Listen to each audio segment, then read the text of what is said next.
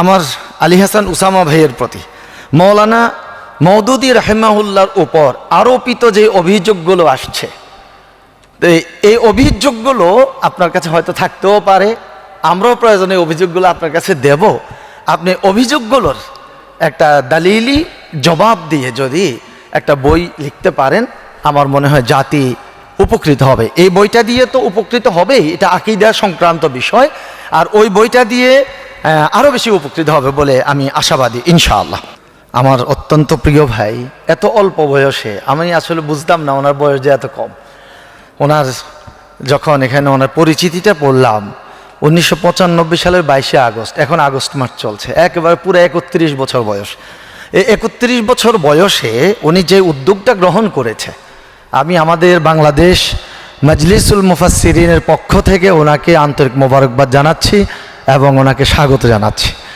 উনি যে সুন্দর বইটা লিখেছেন, আমি অল্প সময়ের মধ্যে যতটুকু পড়ার চেষ্টা করেছি, উনি খুব সুন্দর লিখেছেন, ভালো লিখেছেন, এবং ওনার লেখার যেই আলহামদুলিল্লাহ কলমি শক্তি, আল্লাহ ওনাকে আরও সেই শক্তিটা বৃদ্ধি করে দেন, আল্লাহুম্মা আমিন। এরপর আমি যে কথা বলবো, আমার আলী হাসান উসামা ভাইয়ের প্রতি মৌলানা মওদুদী রাহিমাহুল্লাহর উপর আরোপিত যে অভিযোগগুলো আসছে, এই অভিযোগগুলো আপনার কাছে হয়তো থাকতেও পারে, আমরাও প্রয়োজনে অভিযোগগুলো আপনার কাছে দেব।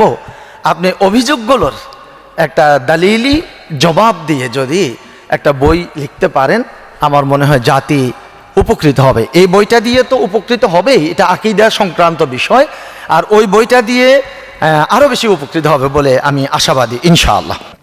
গার্ডিয়ান পাবলিকেশনস খুব গুরুত্বপূর্ণ ভূমিকা রেখেছেন, আপনারা এই বইটা প্রকাশ করার ক্ষেত্রে আপনারা ভূমিকা রেখেছেন, আপনাদেরকেও আন্তরিক মোবারকবাদ। আমি খুব পয়েন্টে সংক্ষেপে একটু দৃষ্টি আকর্ষণ করব, সেটা হচ্ছে আজকে যারা আল্লামা মওদুদী রাহিমাহুল্লাহর আকীদা নিয়ে প্রশ্ন উঠাচ্ছেন, আওয়ামী লীগও প্রশ্ন ওঠে না, বিএনপিও প্রশ্ন ওঠায় না, সেকুলারও না, ধর্মনিরপেক্ষতাবাদীও না, কি বলে এটা কমিউনিজমও না, কিন্তু প্রশ্নটা উঠাচ্ছে কারা?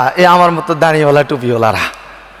সম্মানিত ভাইয়েরা, আমরা যদি এদেরকে একটু দেখি, এদের মধ্যে আমাদের যে আকাবির আছে, আমি আমাদের আকাবির বলছি, আমিও কওমির, আমার 14 গোষ্ঠী কওমি। আমার দাদা মরহুম মাওলানা আব্দুল আজিজ রাহিমাহুল্লাহ, উনি হজরত মাওলানা আশরাফ আলী থানভী রহমতুল্লাহ আলাই দোস্ত ছিলেন। আশরাফ আলী থানভী রহমতুল্লাহ আলাই আজ থেকে 101 বছর আগে আমার দাদাকে যে চিঠি লিখেছেন, সেই চিঠিগুলো আমি সংরক্ষণ করে রেখেছি। যাকে কেউ নাম ধরতেন না, মুহাদ্দিস সাহেব হুজুর বলতেন, আপনি চিনে ফেলছেন, মাওলানা হেদায়েতুল্লাহ সাহেব হুজুর রাহিমাহুল্লাহ। ওনার ইন্তেকালের পর দেওবন্দি ওলামা ইকরাম বলেছেন, দেওবন্দ থেকে বাংলাদেশে একটা এলেমের জাহাজ ডুবে গেছে। মাওলানা হেদায়েতুল্লাহ সাহেব রাহিমাহুল্লাহ, ওনার ছোট মেয়ে নাসিমা, আমার মা রান্নাবান্না করতেন, আর আমি সেই নাসিমা আমার চাচির কোলে আমি বড় হয়েছি। আমার চাচি যখন আমার উপর পর্দা, আমি আস্তে আস্তে প্রাপ্তবয়স্কের দিকে যাচ্ছি, বলে দিয়েছেন, বাবা তুমি মনে হয় আস্তে আস্তে বড় হতে যাচ্ছ, সামনে আসবা না। আমি কথাটা এই জন্য বলছি যে আমার 14 গোষ্ঠী হচ্ছে কওমি। শাইখুল হাদিস আল্লামা আজিজুল হক সাহেব আমার আম্মার আপন ফুফা, আমরা কওমি ঘরানায় বড় হয়েছি। তো আমাদের আকাবিররা কেউ কেউ আকীদার প্রশ্ন উঠাচ্ছেন, এই সমস্ত ব্যক্তিদের জবান দিয়ে বেরিয়ে আসছে, ধর্মনিরপেক্ষতাবাদীরা যদি 200 বছরও ক্ষমতায় থাকে আমাদের কোনো সমস্যা নেই। আবার দেখি ওরা যখন পালিয়ে গেছে, আরেকটা দল আসছে, এখন তাদের সাথেও তাল মেলাচ্ছে। তাহলে মানবরচিত বিধান দিয়ে যারা এই জমিনে চলতে চায়, সেই কায়েমি স্বার্থবাদীদের ওনারা সব সময় সাপোর্ট করে যাচ্ছেন, আর যারা আল্লাহর জমিনে আল্লাহ দ্বীনকে প্রতিষ্ঠার জন্য কাজ করেন, তাদেরই আকীদা খারাপ। হুয়াল্লাযী আরসালা রাসূলাহু বিল হুদা ওয়া দীনিল হক লিইয়ুযহিরাহু আলাদ দীনি কুল্লিহি ওয়ালাউ কারিহাল মুশরিকুন।